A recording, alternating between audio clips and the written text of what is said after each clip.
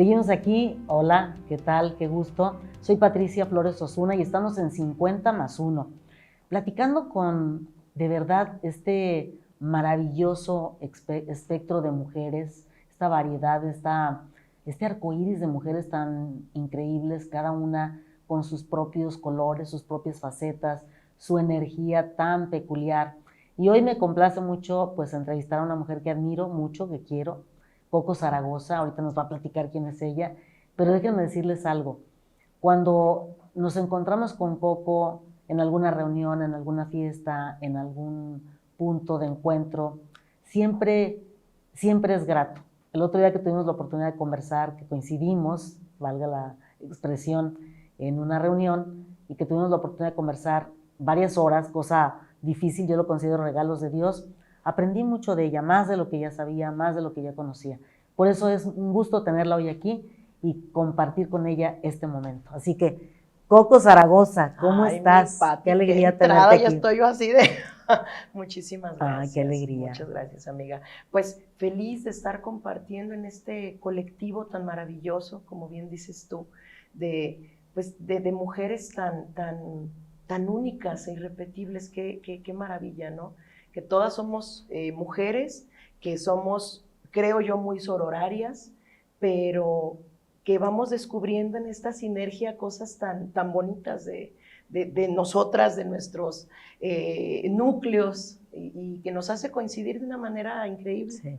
¿Sabes cómo lo comparo yo? Como un jardín. Ándale. Coco, como un jardín de diversas flores, de todos los colores, aromas, que te engalanan la vista, así como tú que nos engalanas el oído, que nos haces vibrar con la música, con tus canciones. Pero más que hablar yo de Coco Zaragoza, me gustaría que nos dijeras quién eres, quién es Coco Zaragoza.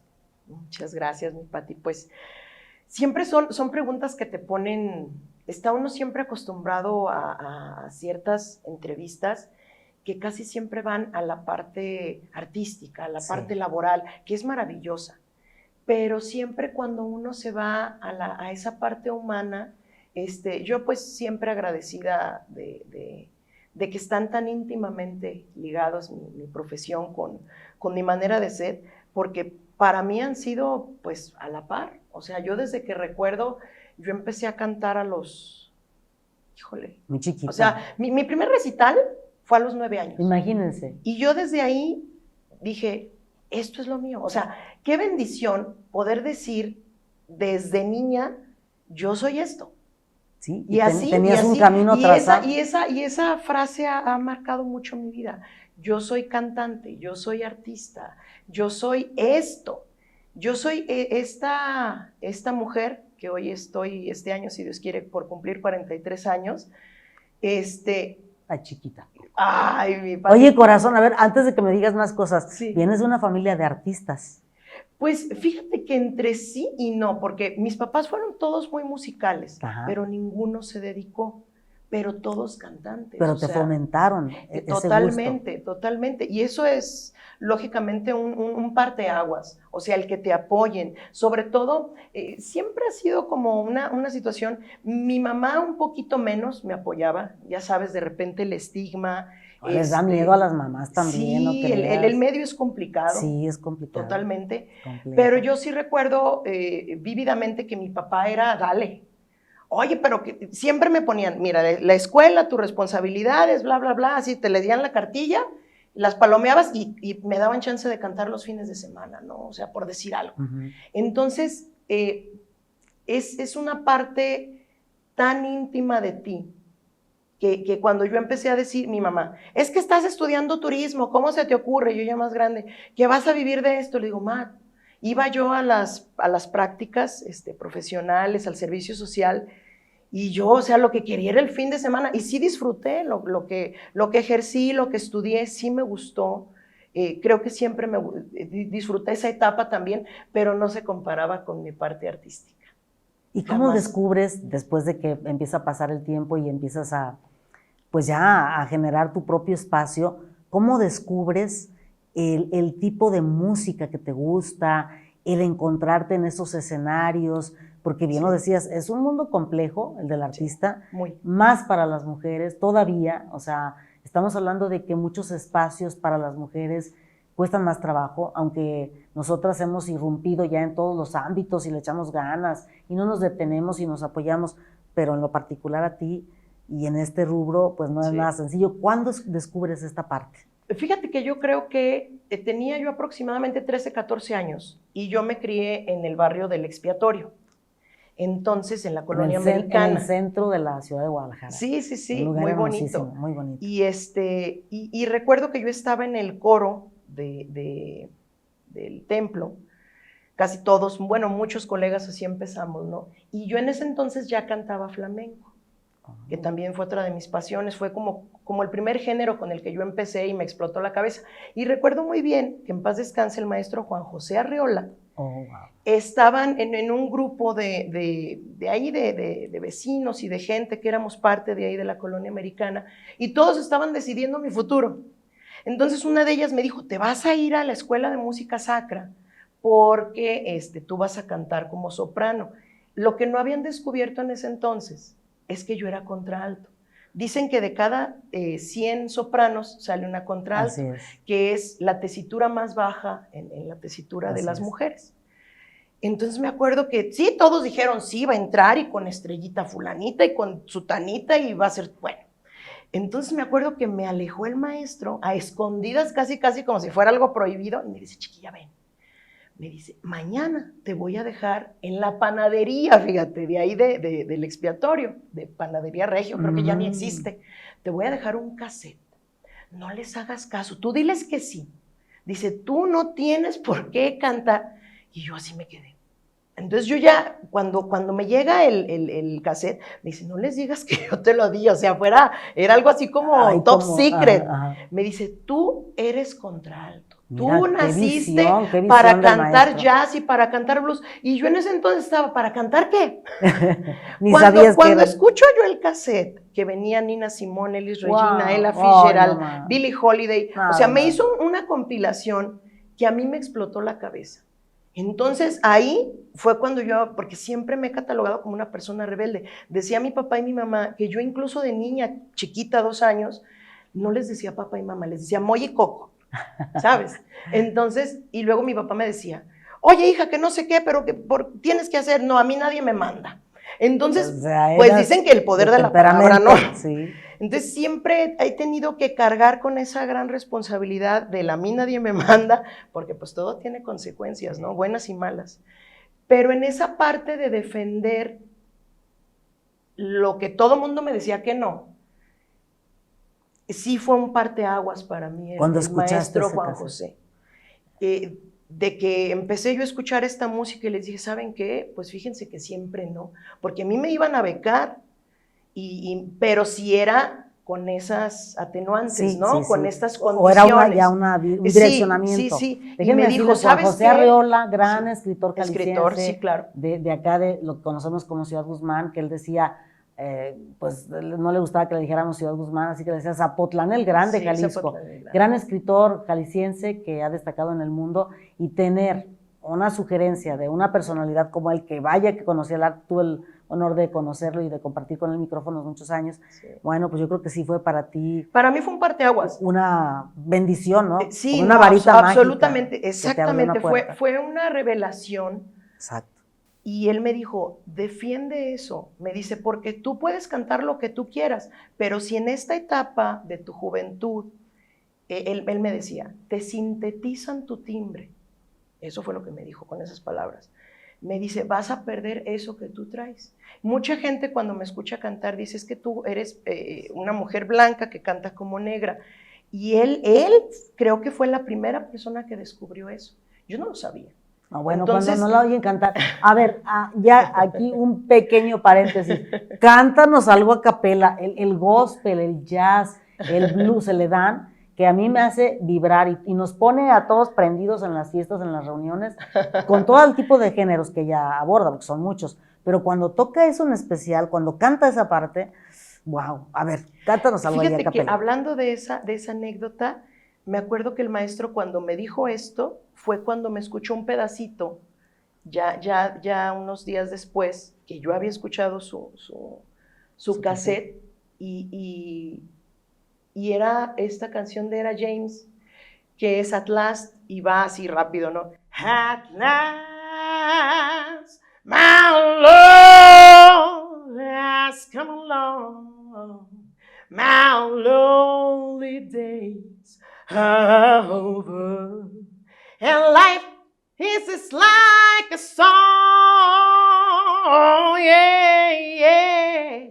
Y ahí el maestro se jalaba los pelos y me decía, eso es lo tuyo, chiquilla. Oye, pregúntame, No te mira, todo muevas el de equipo ahí. aquí. Ay, se oyen los De ahí aplausos. no te muevas. Eso es Coco Zaragoza. Y ¿sabes qué? Ay, mi Pati, sí. Ahí fue donde me despertó un hambre de más y más y más. Y ahí empezó a nacer esa parte también tan melómana de retarme, porque después canté ranchero, después, o sea, la música es tan infinita, como esta comparación con las plantas y las flores que hacías hace un momento, yo en mi cabeza veía tantos colores y sabores y texturas y las voces y me explotaba la cabeza. Entonces, yo no tenía incluso la conciencia de ser una persona hipersensible, y esta característica fue que muchos años yo la odiaba, porque sí la decía, ¿no? Y la detestaba cuando me decían, es que eres hipersensible. Yo lo veía como algo muy malo. Hoy abrazo y amo mi hipersensibilidad, porque si no, muy probablemente no había podido canalizarla de esta manera tan obsesiva y compulsiva de experimentar con tantos géneros. Así ¿no? es, así es. Por eso hice referencia que es un artista. O sea, en toda la extensión de la palabra, un artista es eso, es carismática, es sensible, sabe cantar las cosas. De pronto estás en una reunión cantando un género y le das la vuelta de 180 grados y o nos pones a bailar o nos pones a llorar o nos pones a cantar, pero eso es un artista. Y ahora, Coco, en este momento que estamos viviendo y hablando en este colectivo 50+1, del cual eres honrosamente una gran integrante, ¿qué les dirías a las mujeres que a veces se contienen sus emociones, se detienen, se marginan, se autodevalúan? Sí. ¿Qué les dirías a todas esas mujeres para las cuales tú ejerces una gran influencia como artista? Híjole, pues que busquen siempre, o sea, muchas veces pasamos años incluso viendo cómo complacer a los demás, cómo agradar esa parte. Pero cuando buscas dentro de ti, ahí está todo. Ahí está todo, es exacto. Platicábamos hace un ratito, Pati, ahora con la pandemia, que en qué momento se nos pasaron 2 años, sí. Yo hacía una comparación hace unos días de decir, antes de Cristo y después de Cristo son las mismas letras y las mismas siglas para antes de COVID y después de COVID. Yo recuerdo que hace 2 años, para el inicio de la pandemia, a los 15 días, porque se suponía que íbamos a estar encerrados 15 días, ¿verdad? Yo ya tenía... Ilusos de nosotros. Exacto, ilusos. Empecé a hacer unos lives que se llamaban Una Cuarentona en Cuarentena. Entonces, pues empezabas a cantar y pues no podíamos salir y pues para hacer menos pesado esta situación. Y ahí te íbamos siguiendo todas, ¿no? Espérame, pero ahí nos empecé yo a ver, no sabes cuántas personas, sobre todo mujeres, me empezaron a escribir. Sí.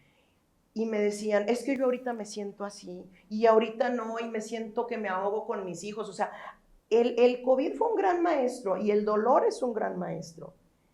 Que ahí, y en lo personal te lo digo, a mí me dieron incluso ataques de pánico. ¿Por qué? Porque cuando estamos presos de la emoción, del miedo y no lo sabemos canalizar, pues es poderosa esa parte, ¿no? ¿No? Y lo bueno que salió fue eso de buscar en mí. Decir, ¿sabes qué? No puedo culpar a nadie más, no puedo decir que sí porque el COVID, porque nada está en mi control. Entonces, íntimamente buscar esa parte emocional que yo también descubrí que estaba agotada, porque sí, nuestro trabajo es nuestra pasión y tú lo puedes decir ampliamente como yo, pero cuando a mí el COVID me hizo parar, yo vi que yo estaba agotada. Yo dije, ay, jole, o sea... ¿No te habías dado cuenta? No me había dado cuenta, porque también es padrísimo mi trabajo, pero me di cuenta de algo, que es el propio autoabuso.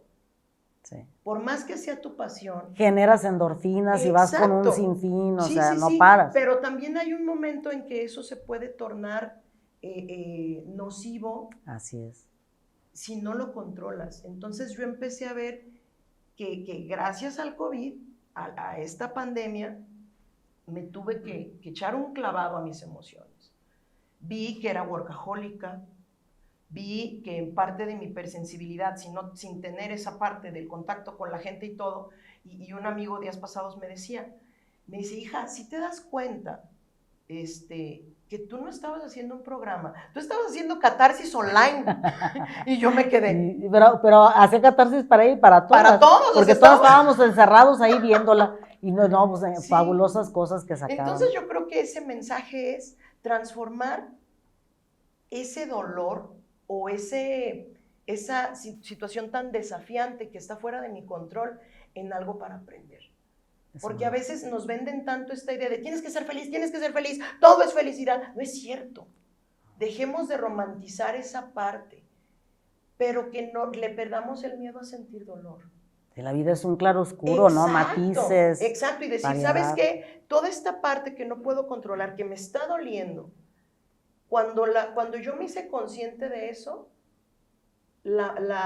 porque en ese momento vi que yo magnifico también por mi propia hipersensibilidad, dije, no está tan mal. O al menos era lo que le decía yo a mi cabeza, pero ¿no? Sí, aprendiste, es una lección. Sí, exacto. Sí. Entonces, yo creo que ese mensaje es, déjate sentir, pero siente de manera consciente, porque cuando te gana el pánico, es cuando ahí, yo lo comparo mucho esta situación de la pandemia, cuando mi papá a mí me enseñó a nadar, me decía, hija, tienes que aprender a flotar, y yo diario me enojaba, pa, es que yo quiero aprender a nadar este estilo, y de crawl, y de mariposa, no, y él aferrado, primero a flotar, y ya después dije, ¿por qué? ¿Comprendiste? Porque si tú flotas primero, si tú estás, él me decía mucho, si tú estás en el mar, muchas veces lo primero que se ahoga uno es porque broncoaspiras, porque estás con el miedo y, ¿sabes? Entonces me dice, si tú flotas, tú guardas ese oxígeno vital para mantenerte a flote y que más rápido te puedan rescatar. O sea, aprovechas tiempo precioso, que obviamente si yo estoy siendo presa del miedo, de mi hiperemocionalidad, de mi hipersensibilidad, y estoy así, te ahogas más rápido. Claro. Entonces dije, pues así es esto, ¿no? Lo voy a tomar como ahora sí que se oye muy trillado, pero es muy sabio. Lo que no te mata te fortalece. Y de ahí venimos. Y de ahí estamos. Y ahí viene Coco Zaragoza. Coco, ya estamos en la recta final de esta breve charla, porque sé que contigo podríamos pasar horas y horas compartiendo tantas cosas, conocer más a fondo todo el arte, todo lo que tú has desarrollado. Pero me gustaría que nos dejaras un mensaje desde la espiritualidad. Coco Zaragoza es una mujer muy espiritual. Esa parte que pudiera parecer que no, porque los artistas siempre los vemos como muy del mundo, para el mundo. Sin embargo, esa esencia de espiritualidad que tiene Coco es la que seguramente te da fortaleza, la que te permite transmitir. Déjanos ese mensaje para las mujeres, para las personas, seres humanos que nos están viendo del otro lado de la cámara. Pues mi Pati, yo creo que concebir esa parte sin miedo, sin temor, yo creo en Dios, igual que tú, pero abrir mi mente y mi entendimiento a siempre tener esa base, esa piedra angular de un poder superior, como quiera que usted nos escucha, como tú lo concibas, claro. De ahí yo lo veo como un triángulo, ¿sí? Ahora sí que como la canción es un triángulo, primero el espíritu, después mi mente y después mi físico, o sea, esas tres partes tan fundamentales del ser, ninguna puede, o sea, una depende de la otra. Entonces, están íntimamente ligadas, intrínsecamente ligadas. Sí. Entonces, tener siempre esa parte espiritual nutrida es muy importante para que nuestra parte laboral, nuestra parte del mundo físico y nuestra parte emocional estén estables. No, y más tú como mamá que tienes que dejarle y como ese legado a tu mí, hijo. Sí. Tengo amigos que son ateos y digo, pues ¿sabes qué? Si tú crees en la ciencia, cree, investiga, pero cree demasiado. ¿Sí? Tengo amigos que son budistas, tengo amigos que, o sea, cualquiera que sea tu poder superior, como tú lo concibas, agárratelo, ¿sí? Créelo, O sea, que sea una base de tu vida. Porque cuando vienen los embates emocionales, cuando en este mundo que casi todo es inmediatez, todo es hedonismo, todo es ego, todo es esa lucha, porque a veces así nos enseñan. El más exitoso, el más opulente, el más. No. Es más el que menos necesita. Yo creo que es el que es más feliz, no el que más tiene, el que menos necesita. Así es. Y esa es una gran lección. Con esto nos quedamos. Con estas palabras de Coco Zaragoza, gracias por tu tiempo, por compartirnos. Despídete con una canción, ándale, y ya con eso vamos a decirles gracias para dejarles picados y picadas, para ¿verdad? Que la sigan escuchando. Donde quiera que vean anunciada, Coco Zaragoza es un referente de calidad, de gran arte, y vale la pena ir a escucharla y darse ese regalo. Así métanse que, a mis redes sociales, Coco Zaragoza Music. Ahí está. Y pues vámonos agradecidas con un fragmento de esta gran canción que aprendía yo cuando escuchaba en aquellos años a Chabuca Granda y a Violeta de la Parra y a tantas que le hicieron famosa. Gracias a la vida que me ha dado tanto, me dio dos luceros que cuando los abro contento distingo dicha de quebranto. Los dos materiales que forman mi canto y el canto de ustedes, que es el mismo canto y el canto de todos, que es mi propio canto. Gracias, mi Pati, te quiero Gracias, mucho. Yo también a ti, gracias mi Coco. A ustedes. Gracias a la vida, gracias a Dios, gracias a ustedes. Soy Patricia Flores Osuna y estamos aquí en 50 más 1.